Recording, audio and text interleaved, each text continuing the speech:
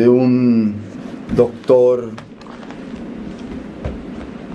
español de La Coruña. Sí. El mundo poético de Bob Dylan es su tesis doctoral. Ah, ok. Del Departamento de Filología Inglesa. Ah, mira. Pues de hecho los españoles son los que han sacado muchas cosas, ¿no? Mira, por ejemplo, este es de Visor y es Las canciones. Las canciones, es el segundo volumen. George Jackson es una canción, ¿no? Sí. Ese es el segundo volumen, el primero no lo pude conseguir, pero bueno, ya aquí traigo algunas. Y pues conseguí que lo conseguí hace poco, que son textos que sacó en 1960. Prosa poética. Ajá, es una onda bien loca, ¿no? De hecho, sí. Pienso, ahorita que termine la música, pienso leer este fragmento donde habla de él mismo, de Bob Dylan, de una manera muy, muy curiosa. Que a ese libro le hicieron le hicieron muy mala crítica en su tiempo, por lo que estuve leyendo, al de Tarántula. Claro. Por ciertas partes que son muy ácidas o muy inconexas. Por ejemplo, aquí dice en ABC Cultura, los libros escritos por Bob Dylan, Tarántula y Crónicas, volumen 1. Ah, ok. Que es el otro libro que en ese dicen, sí marca su genio, pero que en Tarántula queda de ver, según ellos, porque dice que en algunos casos caen imágenes muy surrealistas, dice, y pone ahí un ejemplo donde lo que se lee es medio incoherente. Ajá. Pero yo creo que eso es ganas de ponerle ese punto, porque puede ver que algún verso sea muy extraño, porque no están malos, más bien son extraños, pero no todo el libro es así, ¿verdad? No. Muy bien, amigos, pues acabamos de escuchar, ya entramos con Bob Dylan, entramos con esta pieza generacional que se volvió muy famosa, la famosa pieza de La respuesta está en el viento, de 1962, y a continuación escuchamos la versión de Jimi Hendrix a una canción que escribió Bob Dylan, que es Mirando desde la Atalaya, Watching the Tower, que Jimi Hendrix le dio un toque muy psicodélico, muy especial, muy hippie a esta canción, que si ustedes recuerdan en la película de Forrest Gump, ahí se escucha este tema de Jimi Hendrix, y que el mismo Bob Dylan dijo, esta es la versión oficial, o sea, el cover que hizo Jimi Hendrix es para Bob Dylan, el que así se tenía que tocar esa canción.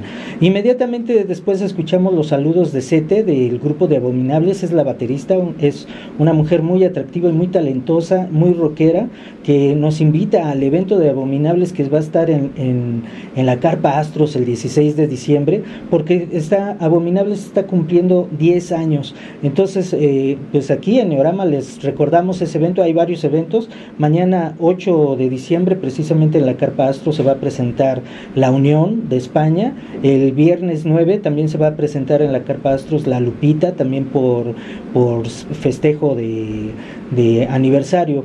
Y bueno, hay otros eventos, hay muchos eventos, nuestras amigas poetas se van a presentar hoy en Bolívar 117, me parece, en el Museo de la Mujer se van a presentar varias poetas, entre ellas Dulce Chain, Adriana Tafoya, Hortensia Carrasco y muchas más.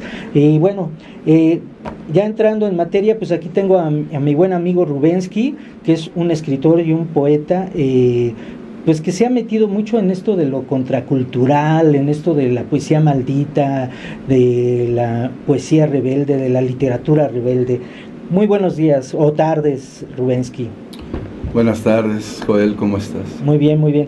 Pues, ¿qué te parece? Pues ya estamos aquí y ¿me permites empezar este programa con este texto del libro de Tarántula, donde Bob Dylan habla de él mismo, de alguna manera, como decía, surrealista, y quizás se podría decir que este libro está en un hecho, ¿cómo se podría decir? Como lo que decían del Sargento Pimienta, ¿no? Que es una grabación psicotrópica, ¿no? Que la hizo bajo el efecto, ¿no? LSD. Ajá, ¿no?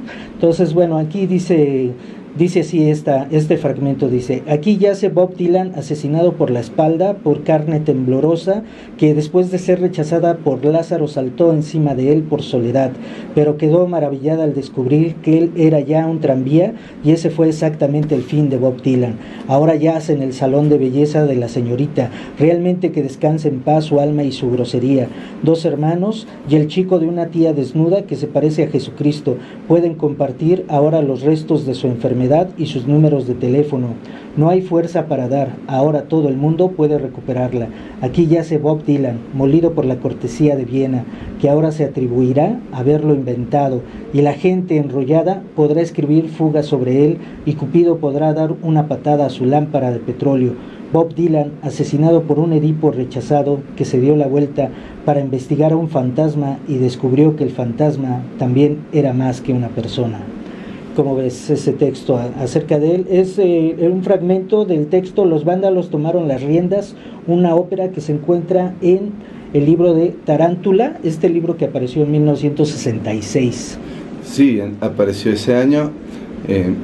Sin embargo, Bob Dylan no había dado su autorización para la salida del texto, y de alguna manera era una forma de comenzar a promocionarlo de una forma más amplia, y de ahí se siguieron no solamente este libro de él, sino muchísimas biografías de otros autores que empezaron a acaparar el mercado de tanto Bob Dylan, que hasta existe un libro que se llama otro libro más de Bob Dylan, por lo mismo de la proliferación del autor.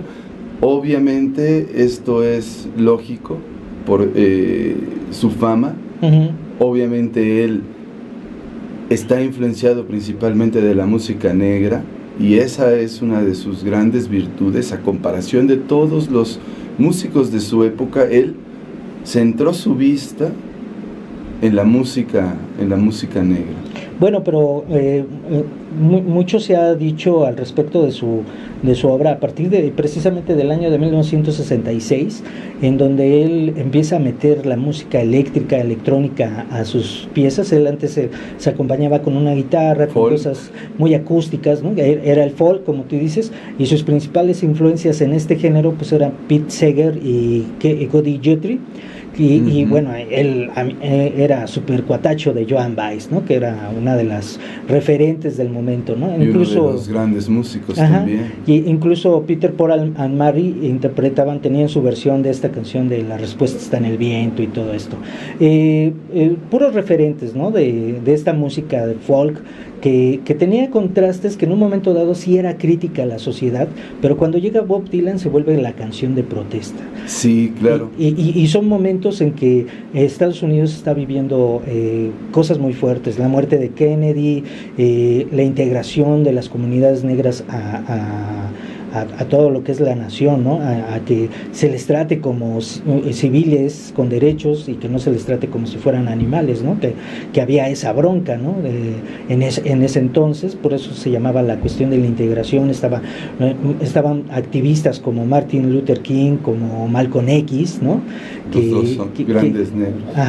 Gente de mucho poder, y las Panteras Negras, ¿no? Era un Estados Unidos que estaba en una muy fuerte oleada de cosas, ¿no? Y estaba lo de Vietnam, que también fue uno de los hechos que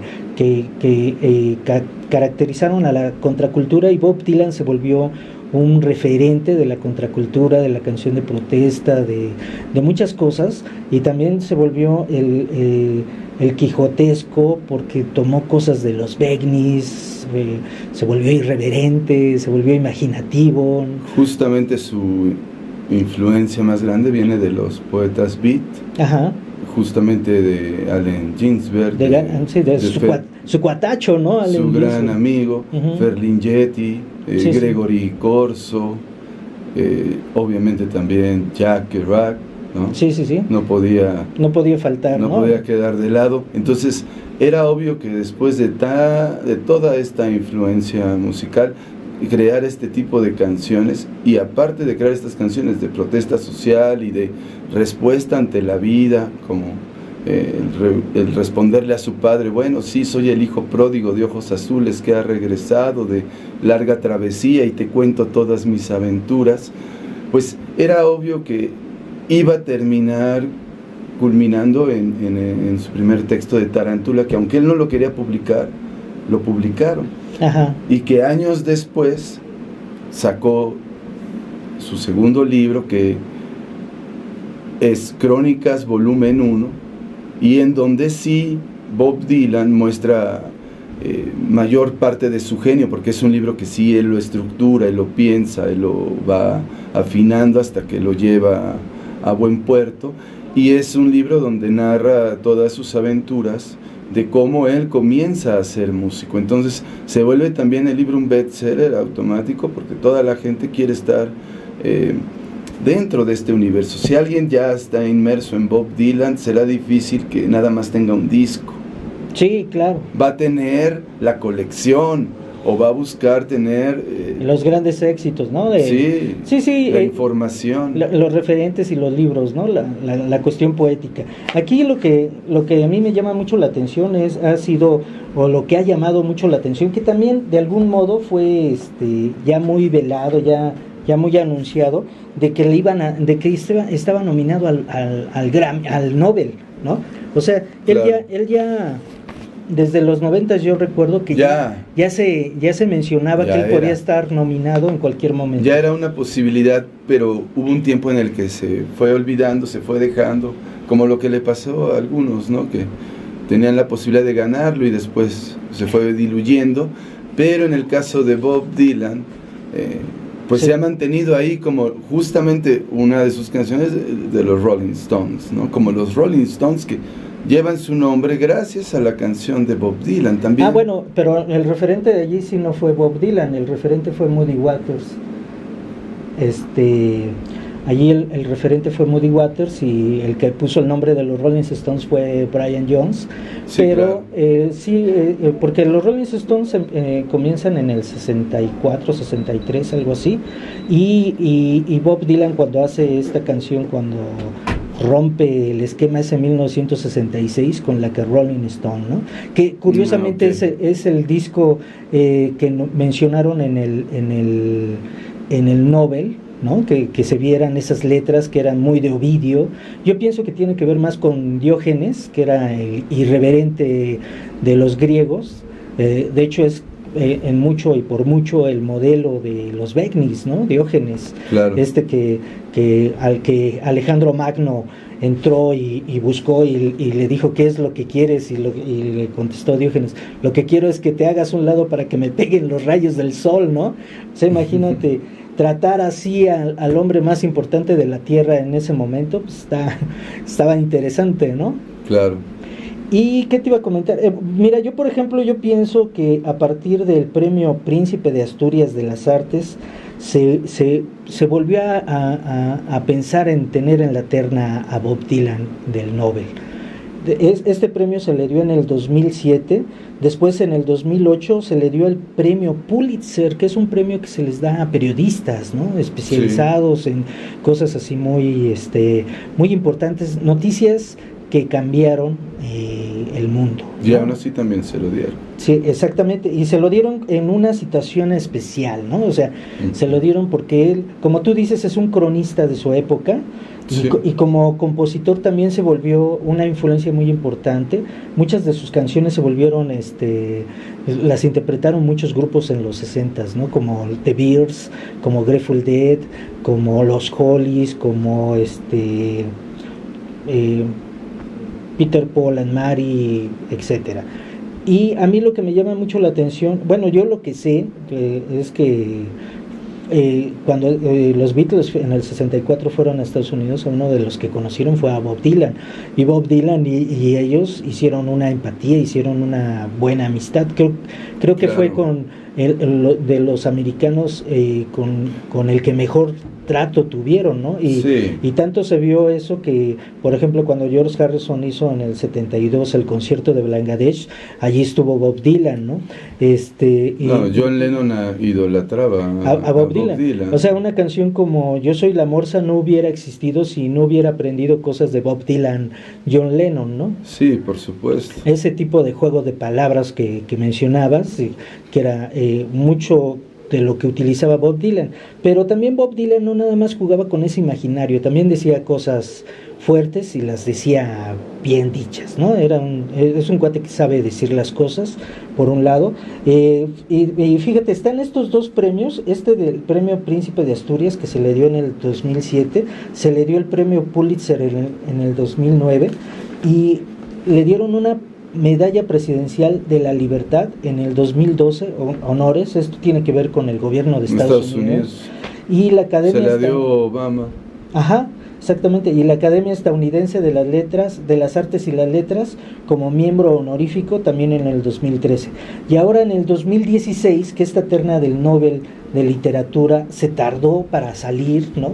Se tomó como una semana más para dar la noticia, porque tardaron. Porque iba a haber polémica, ¿no? Porque sabían que iban a cambiar el rumbo de dárselo a un músico que a un novelista. No se lo habían dado a un músico antes más que a Tagore, y eso a él porque había compuesto música y demás, pero nunca la había interpretado.